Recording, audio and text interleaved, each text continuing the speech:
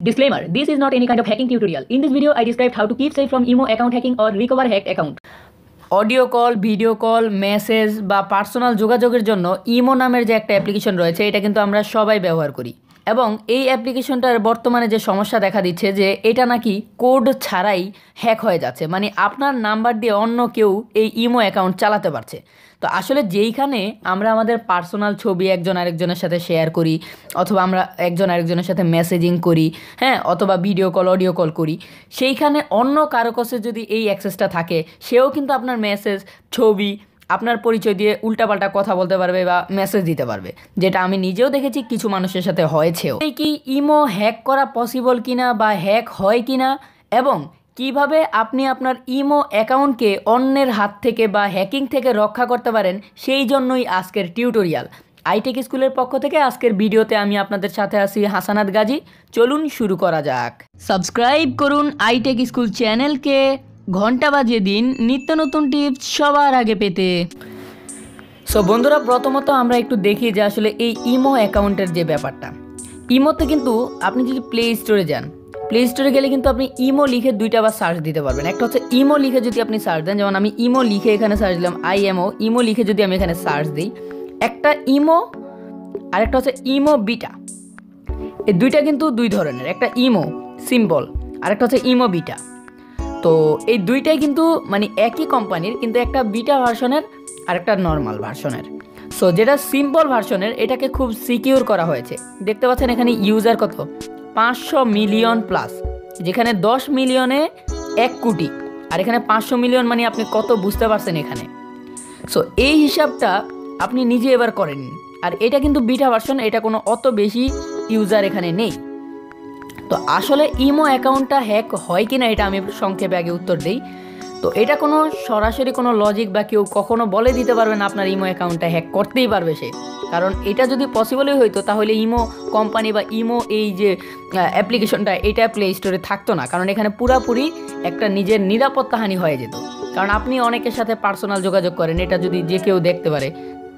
তো এই হিসাব করে যেটা সিম্পলভাবে বলা যায়, ইমো আসলে ওইভাবে হ্যাক পসিবল না সিম্পলভাবে। তো কথা হচ্ছে আমাদের ভুলের কারণে আমাদের ইমোটা হ্যাক হইতে পারে।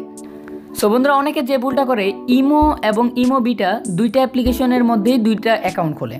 সো ধরুন আপনি ইমো অ্যাকাউন্ট, যে ইমো একটা রয়েছে, এই ইমোতে আপনি একটা অ্যাকাউন্ট করলেন, হ্যাঁ, ইমো শুধু ইমোতে, এটা হচ্ছে একেবারে অফিসিয়াল অ্যাপ্লিকেশন এবং অরিজিনাল অ্যাপ্লিকেশন, এটাতে কোনো ঝামেলা নাই। আপনি এটাতে আপনার মেইন একটা নাম্বার দিয়ে অ্যাকাউন্ট করলেন। আর ইমো বিটা যেটা, এটা হচ্ছে মানে ইমোরই আরেকটা অ্যাপ্লিকেশন, যেটা একেবারে নতুন, ওরা আর কি এটা বলা যায় এক্সপেরিমেন্ট হিসাবে বলা যায় ব্যবহার করে। সো এই ইমো বিটাতে আপনি আবার ওপেন করে একটা অ্যাকাউন্ট করলেন। সো এই ইমো বিটাতে যে অ্যাকাউন্টটা করবেন, যে ফোন নাম্বার দিয়ে অ্যাকাউন্ট করবেন, সেটা যদি আমি যেমন আপনাদেরকে দেখানোর উদ্দেশ্যে জাস্ট একটা করি, হ্যাঁ, আমি এটা কিন্তু আমার ফোন নাম্বার না, জাস্ট আমি এখানে টাইপ করে আর কি দেখাচ্ছি। সো একটা নাম্বার দিয়ে আমি ওকে দিলাম। সো এখানে কিন্তু এই নাম্বারটা দেওয়ার পর আমার কাছে কোড চাইতেছে। সো এই ইমো বিটা ভার্সনে যখন আপনি প্রথমবার একেবারে প্রথম নতুন একটা অ্যাকাউন্ট করবেন যে কোনো একটা নাম্বার দিয়ে, সেই সময় প্রথম একটা কোড চাইবে, মানে ভেরিফিকেশন চাইবে। সো যখন আপনি এই ইমো বিটাতে অ্যাকাউন্টটা করে ফেলবেন, যে কোনো নাম্বার দিয়ে হোক একটা অ্যাকাউন্ট করে ফেললে, আপনি কিন্তু এখানে মানে করার পর একবার ইউজ করলেন, ইউজ করার পর আপনি যতবারই কাইটা দেন, যে কোনো ফোন থেকে ওই কোডটা যদি আবার দেয়, যেমন আমি এখানে ব্যাক দিয়ে যদি ধরুন আমি এটা এখন ভেরিফাই করে ফেলছি, আমার এই নাম্বারে একটা মেসেজ আসছে, এটা কিন্তু আমার নাম্বার না, জাস্ট বললাম দেখা, মানে উল্টাপাল্টা টাইপ করে আমি আর কি দেখালাম। এই নাম্বারে একটা কোড আসলো, আমি কোডটা এখানে টাইপ করলাম এবং সেই কোডটা এখানে আমি দিয়ে জাস্ট ওকে দিলাম। তাহলে এখানে কি হবে, আমার অ্যাকাউন্টটা কিন্তু এখানে রেজিস্টার হয়ে যাবে। রেজিস্টার হয়ে গেলে এরপর আমি যতবারই এই নাম্বারটা দিয়ে লগ ইন করতে যাব ইমো বিটা ভার্সনে, মানে ইমো বিটাতে, ততবার আর কোড চাইবে না। যার কারণে এই ইমো বিটার মাধ্যমে মানুষ মানে অন্যের অ্যাকাউন্টটা অ্যাক্সেস করে নিতে পারতেছে। আমরা কিন্তু আপনার জন্য অনেক পরিশ্রম করে, অনেক ঘাটাঘাটি করে ভিডিওগুলো তৈরি করি। যখন আপনারা আমাদের ভিডিওতে লাইক কমেন্ট করেন, তখন আমরা আরও পরিশ্রম করার আগ্রহ পাই। মনে রাখবেন, ভিডিওতে লাইক দিতে কিন্তু 1 টাকাও লাগে না। সো আপনাদেরকে এইটুকুই অনুরোধ করব, ভিডিওটিতে লাইক দিয়ে কালো রঙের বাটনটিকে নীল করে দিন, যেন আমরা আরও উৎসাহিত হই আপনাদেরকে নিত্য নতুন ভিডিও উপহার দিতে। সো প্লিজ বন্ধুরা, ভিডিওটিতে এখনও একটা লাইক দিয়ে দিন।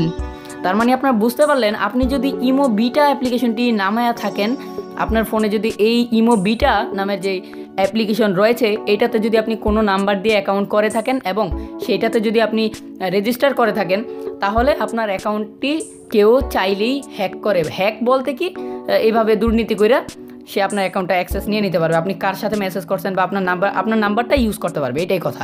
আপনার নাম্বার দিয়ে অন্যকে কল দিতে পারবে, বিরক্ত করতে পারবে, এইটুকুই। এবং আপনি কি ছবি পাঠাইছেন, আপনাকে কী ছবি, সেগুলো সব দেখতে পারবে। তার মানে আপনারা বুঝলেন এটা আসলে বর্তমানে হ্যাক হচ্ছে। হ্যাক না, এটা বলা যায় একটা দুর্বলতা, ভেরিফিকেশন কোডটা আর আসে না।